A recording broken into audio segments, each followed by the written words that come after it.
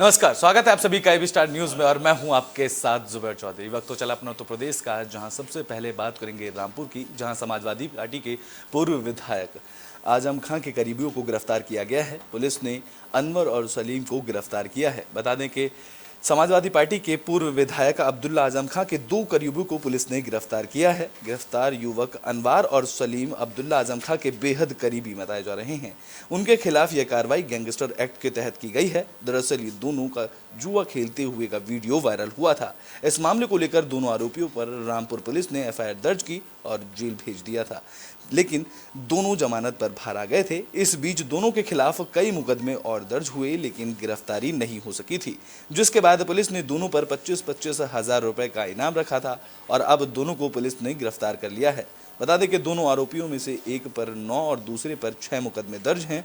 दोनों पहले आजम खां और अब्दुल्ला आजम खां के साथ काम किया करते थे और अब रामपुर में पुलिस ने उन्हें गिरफ्तार किया है।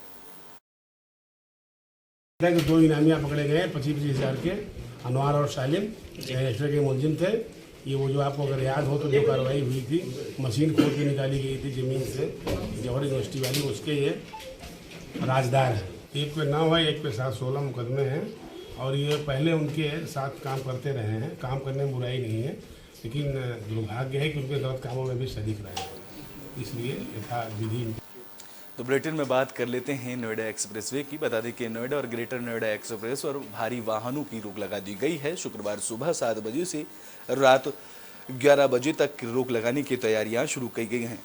नोएडा ग्रेटर नोएडा एक्सप्रेसवे पर यातायात के बढ़ते दबाव के कारण पूरे दिन माल वाहक वाहनों के प्रवेश पर प्रतिबंध की तैयारी शुरू कर दी है। ट्रायल के तौर पर शुक्रवार को माल वाहक वाहनों को ग्रेटर नोएडा और नोएडा एक्सप्रेसवे पर सुबह 7 से रात 10 बजे तक प्रतिबंध रखा गया है और सिर्फ जरूरी सेवाएं जैसे कि फल, सब्जी, दूध, दवा, इंजन से जुड़े वाहनों को जाने की इजाजत रहेगी।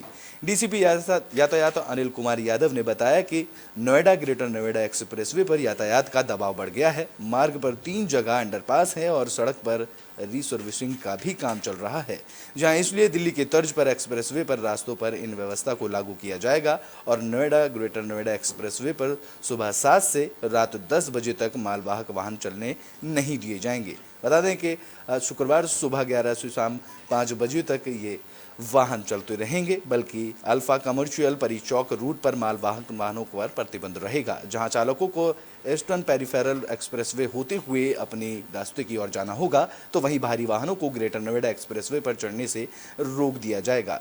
तो वहीं नो एंट्री के कारण कासना से होकर सूरजपुर जाने वाले मालवाहक वाहनों चालकों को होंडा चौक होते हुए एलजी चौक होकर अपने रास्ते की ओर जाना होगा।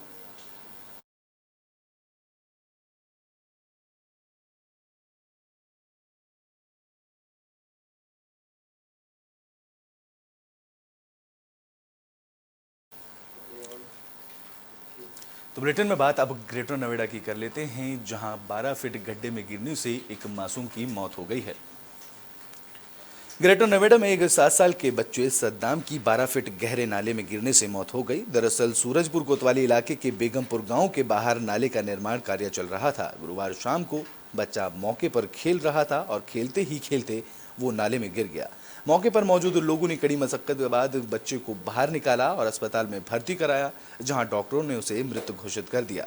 जानकारी के मुताबिक जहां नाले का निर्माण कार्य चल रहा था, वहां पर सेफ्टी मानकों पर ध्यान नहीं रखा गया था और निर्माण के दौरान नालों के चारों ओर से रस्सी लगाकर कवर करना चाहिए था, जो कि मौके पर नहीं किया गया था। फिलहाल पुलिस इस पूरे मामले की जाँच कर रही है।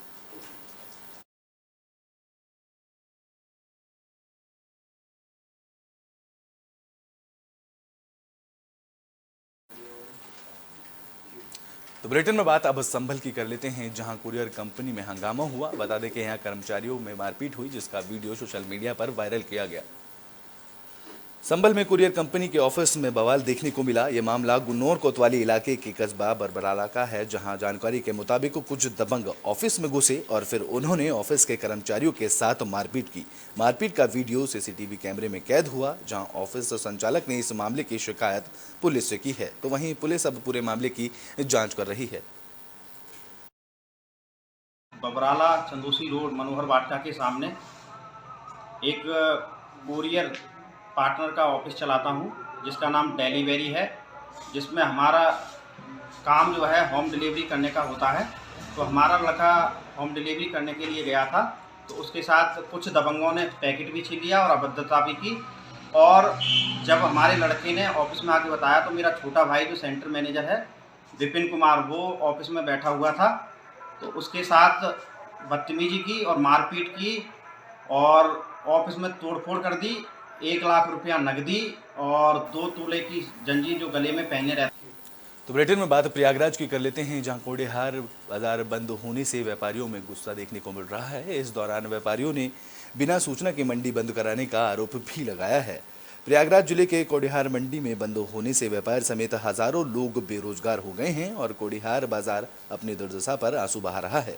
मंडी बंद होने से व्यापारियों में नाराजगी देखने को मिल रही है, जहां व्यापारियों का कहना है कि जिम्मेदार अधिकारियों ने बिना कोई सूचना दिए मंडी बंद कर दी है, जिससे उनके सामने रोजी रोटी का संकट खड़ा हो गया है। इस दौरान ग्रामीणों की माने तो राजूपाल और रवि प्रधान ने मिलकर ग्राम सभा की सारी जमीन औने पौने दांव में बेच दी है और मंडी क्षेत्र के अराजक तत्व व्यापारियों की निजी जिंदगियों में भी धकल दे रहे हैं।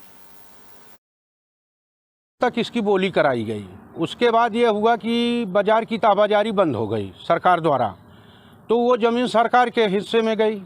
जब सरकार के हिस्से में गई तो यहाँ पे जितने भी प्रधान हुए, कुछ प्रधान तो अपना उसी बीचों बीच में 20 कमरा 25 कमरा लिंटर भी डला लिए, मकान बना लिए, अगल बगल लिंटर डला लिए। उसको अब कोई कहेगा क्या कि हमारी ज़मीन नहीं है, लिंटर डलाने वाला कहता है मेरी है। आज यही कारण 7 बीघे की मेरी बाजार थी और 5.5 बीघा का पक्का तालाब उसी के जस्ट सटा हुआ रकबे में है। ये नवाबगंज इंस्पेक्टर हैं, अनूप सिंह हैं और दरोगा सिपाही हैं। यहाँ पे सुबह 4 बजे भोरे में अपनी फोर्स भेज के यहाँ पे व्यापारी और किसान को हटाते थे और मऊ आयमा मंडी से मिले हुए थे। तो मऊ आमा मंडी यहाँ हमारे ग्राम प्रधान को भी खर्च दिया था कि यहाँ मंडी लगने मत दो, और नवाबगंज इंस्पेक्टर से भी मिला था कि यहाँ मंडी मत लगवाने देना। उसके बाद यहाँ से हमारी मंडी उठा के मऊ आयमा में लेके गए। तो यहाँ जो छोटे व्यापारी हैं, छोटे बड़े जैसे भी व्यापारी हैं, सब लोग अपना जीवन बसर करते। तो बुलेटिन में बात अब संभल की कर लेते हैं, जहां ठोस अपशिष्ट प्रबंधन केंद्र का उद्घाटन किया गया। इस दौरान स्वच्छता को लेकर लोगों को जागरूक किया गया। संभल के पवासा ब्लॉक के शेर खान गांव में ठोस अपशिष्ट प्रबंधन केंद्र का उद्घाटन किया गया। इस दौरान लोगों को ठोस अपशिष्ट से निस्तारण को लेकर जागरूक किया गया। बता दें कि ठोस अपशिष्ट प्रबंधन केंद्र का उद्घाटन सीडीओ और जिला पंचायत अधिकारी ने किया और इस दौरान लोगों में घरों में ठोस अपशिष्ट अलग से रखने की अपील की गई, जहां ग्राम पंचायत में बनाए गए खेल के मैदान और खगोलीय विज्ञान लैब का भी निरीक्षण किया गया।